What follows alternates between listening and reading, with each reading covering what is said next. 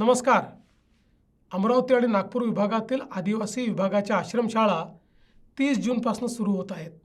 या निमित्ताने सर्व विद्यार्थी, पालक, शिक्षकांना मनपूर्वक शुभेच्छा. नाशिक आणि ठाणे विभागातील आश्रमशाळा 15 जूनपासून सुरू झाल्या आहेत. आदिवासी विकास विभाग हा आदिवासी बांधवांच्या प्रगतीचा भक्कम आधारस्तंभ आहे. या विभागाच्या 500 शासकीय आश्रमशाळा, 558 अनुदानित आश्रमशाळा, 490 वसतिगृहे, 37 एकलव्य मॉडेल शाळा आणि 149 नामांकित शाळा अशा एकूण 1734 संस्थांमधून 5,72,000 विद्यार्थी शिक्षण घेत आहेत. ही संख्या विभागाच्या कार्याची व्यापकता दर्शवते. प्रत्येक आदिवासी विद्यार्थ्याला दर्जेदार शिक्षण देण्याचे ध्येय समोर ठेवून विभाग कार्यरत आहे.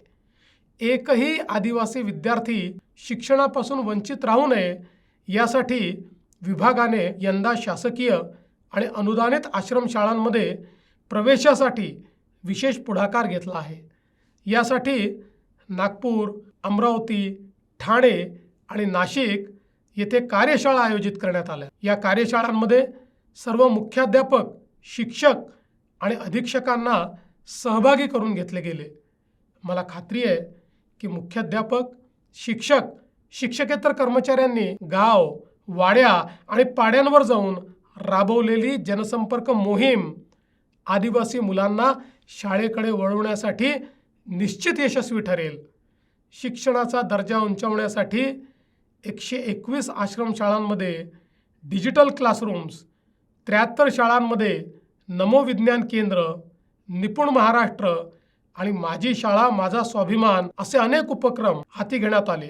पुणे, ठाणे, नाशिक, अमरावती आणि नागपूर येथे सुरू झालेले 5 अत्याधुनिक स्टुडिओज शिक्षकांना आणि विद्यार्थ्यांना तज्ज्ञांचे मार्गदर्शन उपलब्ध करून देत आहेत.